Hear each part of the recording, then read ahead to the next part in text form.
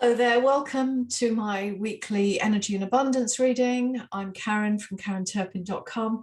It's the week beginning the 21st of February 2022. We've got that all important numerical code happening tomorrow, 22nd of the 2nd, 22.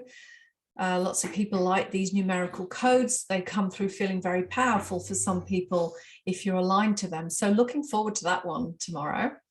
But here we are on the 21st, again, more intense energies, of course. I could say that every week, as you know, but really it's just where we are in the timeline at the moment. I've had a little bit of a sleep disturbance. I've had a little bit of anxiety, a little bit of inattention. And I know that that's common because people have written and told me that they're feeling that way too. So as I mentioned last week, we are, and many weeks probably, we are in a birthing process. We are birthing a whole new reality here on this planet, and it's really not easy. Ask any birthing mother. Many birthing mothers have said, that's it, I've had enough, I want out, I want to go back home. And I know that lots of, light workers and healers and people in general are just saying, I've had enough of this. I just want it all to end. I want to stop this.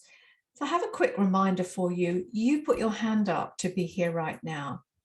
You are holding something special that needs to be here on the planet right now. That could be some energetic codes. It could be the amount of light and frequency that you can hold. It can just be your plain common sense about seeing what's really going on here and maybe talking to other people about it to help raise awareness. So there's a reason that you're here. Thank you for being here because we need you. You're important to us. Now, this is a creation here. We are creating this whole new timeline shift from the energy of the divine feminine.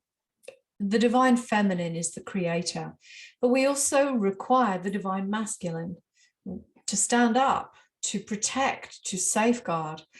And we must remember that we all have both divine masculine and divine feminine within us. We also have distorted masculine, distorted feminine too, but that's a story for another day. Right now, we're looking at the divinity within us, the divine masculine and feminine coming together so that we can literally raise consciousness, the vibration of the people, and move into a new timeline because Mother Earth is shifting as well and evolving. So we create with our consciousness, with what we believe will happen, what we believe is possible, and what we see. This is quantum physics, quantum field work. And this is true in our personal lives, and it's true on a mass consciousness level too. So some people don't agree with me on this course, and that's fine.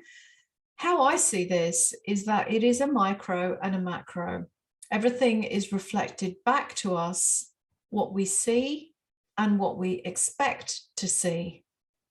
So some people could look at where we are on the planet right now and say, this is all doom and gloom. This is not going to end well. We're going to go down. It's dark.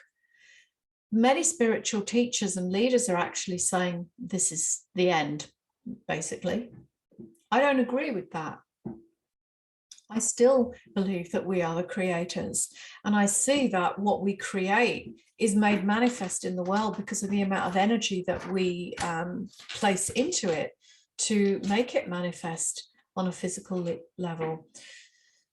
That's certainly what life has shown me. And many of my clients, when we work to manifest a beautiful, abundant, happy life and business, we have to start seeing that as a potential in the field. And then we put energy into it, we align with it, and then it physicalizes and life changes. I've seen that play out, in my life and my client's life. So it doesn't make sense to me that I would now start looking at this on a global level and seeing doom and gloom. Because if I see doom and gloom, then I'm going to be adding my energy to create that as a reality. It's always there as a potential, of course, but it's not the potential, it's not the life that I want to experience. I want to experience a happy and abundant life. So why would I focus on the doom and the gloom and the death and the destruction even? I want to create a life of beauty, abundance, freedom, health, sovereignty for all of us. So that's what I'm going to focus on, and I'm going to put my energy into that. Some people have told me I'm bonkers, that it's not going to be that way. Well, that's fine. You know, what if actually we do create with our own thoughts and the alignment of our energy? It could be that if they're thinking it's death and destruction, they get death and destruction. And because I think it's beauty, health, and abundance, we get that. I get that. So, you know, which side of the fence do you want to be on? I'm not risking going on their side. I'm going to stay focused on abundance, because that's what I do. So I do believe that we create our own reality. So why would I focus on death and destruction? Now, it's true that we are witnessing death and destruction happening around us. That doesn't mean to say it happens to us. It will be hard to witness the death and destruction that inevitably is coming, but we can observe it. We don't have to be sucked in and participate with it. I do believe we'll witness more death in ever increasing numbers as we go forwards for a while. But we didn't create that, or did we actually? So sure, we weren't the people that created the juice and put it in people's bodies, but did we play a part in it? Let's go back. Almost 2 years ago, I did a few videos, a couple of articles, and I raised this question in the video. If we all believe that this terror virus exists and we all participate in the agenda and we all put our energy into that thought, it's going to be made manifest on the planet. So did we participate actually by believing it all, by focusing our energy and by making it manifest? Or did we see it for what it was and hold our energy back and not feed it? We know that everything is created, first of all, in a thought. Then we put the energy into it, and then it is made manifest. So collectively, it's potentially that billions of people focused on that. And that's what made it the physical reality here. Everything is created first in a thought. And so my whole opinion is, let's focus on creating what we really want, not what we don't want. That seems pretty logical to me. But then again, I'm a pretty logical, down-to-earth person, as well as being highly woo, of course.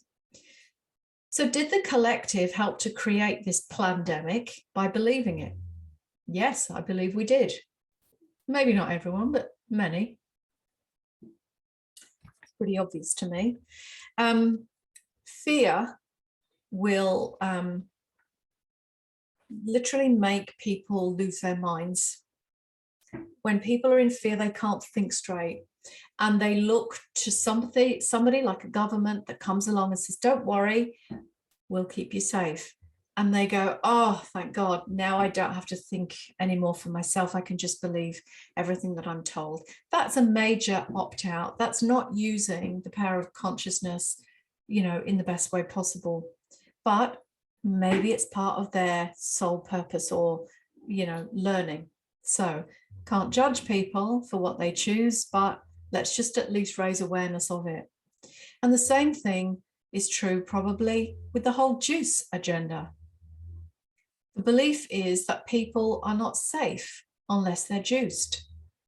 So first it was a thought in an evil man's head, and then he put it out to the world, not mentioning any names, of course, but he put it out to the world, there's a group of them actually, as an idea.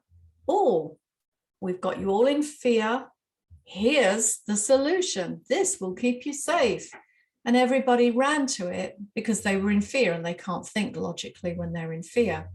So everybody jumped onto it. They feed energy into it through their choice and participation.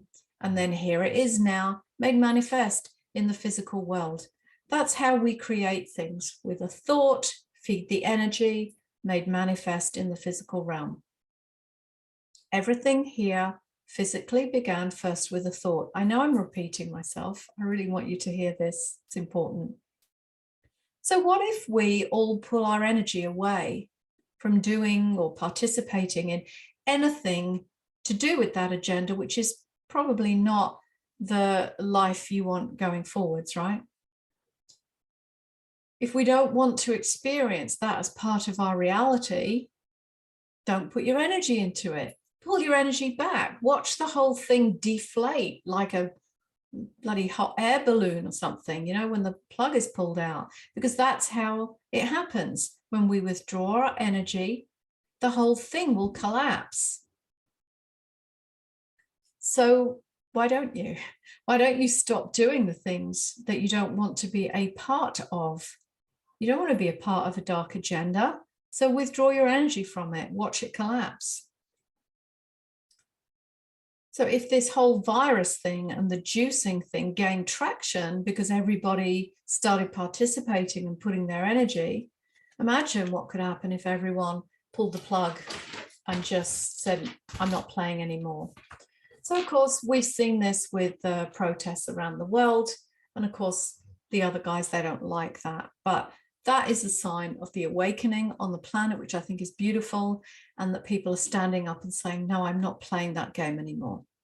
So we have the power, there's so many more of us, we have the power to turn this ship around, to turn the whole thing around. And I look forward to seeing that happen, because I'm visioning that in the quantum field. I'm visioning that turnaround so that we can get into a timeline of freedom, sovereignty, and genuine health. Now, we can't escape the fact that people are getting sick around us. There are several reasons for that. One of them could be about what they've put into their bodies. Another one could be about what they think about their ability to be healthy or not. Because remember that fear is the killer. We create our own reality with our thoughts. We create our health with our thoughts too. People can actually die from their own thoughts. If people live in terror and fear for long enough, they create such a state of dis-ease within their body that they actually manifest that disease that they're worried about. So we have to pay attention to that. If they fear catching a common cold or a flu or anything really, they are more likely to get it because they're thinking about it. They're in fear of it. They actually align to it. Because, you know, disease in the body, viruses, bacteria and things, they're low vibration. It's a perfect match for fear. We want to be lifted up out of that. We want to be in that beautiful, expansive energy, you know, uplifted, high vibe. Because thoughts are powerful things, we have to watch them. So in order to have a healthy, abundant life, we have to have healthy, abundant thoughts, because that's a high vibration. It's much more expansive. So we have to kind of dig into our subconscious mind a little bit and make sure that we're not saying one thing but actually believing another, because that causes a, you know, what's the word, a disharmony within the body. We need to be perfectly aligned with what we say, with what we believe. That's complete alignment, and that in itself is a higher vibration too, not a mismatch within ourselves. So when you drag yourself out of bed each day and tell yourself that you're exhausted and that your body's in pain and you don't know how you're going to get through this day, those thoughts are creating that in your body, amplifying it really. I'm not saying that you're making it up. I know what it's like to be exhausted and to have pain in my body. But I know that when I stopped telling myself that all the time, I began to turn it around by just encouraging my body. Well, today feels like a great day. You know, I love the fact that my body feels better today. So I'm encouraging my body to be healthier with the thoughts that I'm saying, the words I'm saying to myself, the thoughts that I'm thinking. And this is true for everything. I'm not saying that anybody in pain is making it up. I'm just saying, try changing your thoughts, lifting yourself out. And I talk from experience when I say this. So when we want to create a good, beautiful, healthy reality, we have to have the equal amount of thoughts. And this is not just about personal health, this is global health as well. So be careful where you put your energy. Don't feed the beast. Don't feed an agenda of which you don't want to be a part of. Don't feed a timeline of which you don't want to live in, basically. So let's all start focusing on the kind of life that we do want to live. If you know my work, it's all about abundance, abundance in health, joy, happiness, life experiences, money, relationships, love. We want abundance in all of that because that is our natural birthright. So if you want to know more about how you can work with your mind to create health in your body, I have a mini abundant health course opening up next week, which I talk all about that, how to program your mind for health, etc. If you want more details on that, just send me a DM and I'll get back to you with that information. But otherwise, just watch yourself each day. Don't let your mind get carried away into the death and the destruction and the dark agenda that is definitely playing out. I do say, keep your eye on it. You want to know what your opponent's position is. You don't want to be blind to what the other side are doing, but don't let your thoughts and your energy get sucked into it. Take a brief look, say, okay, that's what they're doing, but what do I want to create? And then put your mind into beautiful abundance, health, love, relationships, a beautiful environment. And you can even work on cleaning up the planet with your mind, seeing Mother Earth come, with this bounty and growing all the trees back from where they've cut them down and all sorts of things. We are putting energy into creating, seeing what we really want to experience here. So that's my vibe for this week. I hope it's helpful to you. As I say, if you want to know more about the Abundant Health mini course coming up, just send me a DM or a comment or an emoji or whatever you want, and let's make sure that we connect and find each other. So have a great week. I'd love to hear your experiences around all of this. We will talk together next week. Have a great week. Bye for now.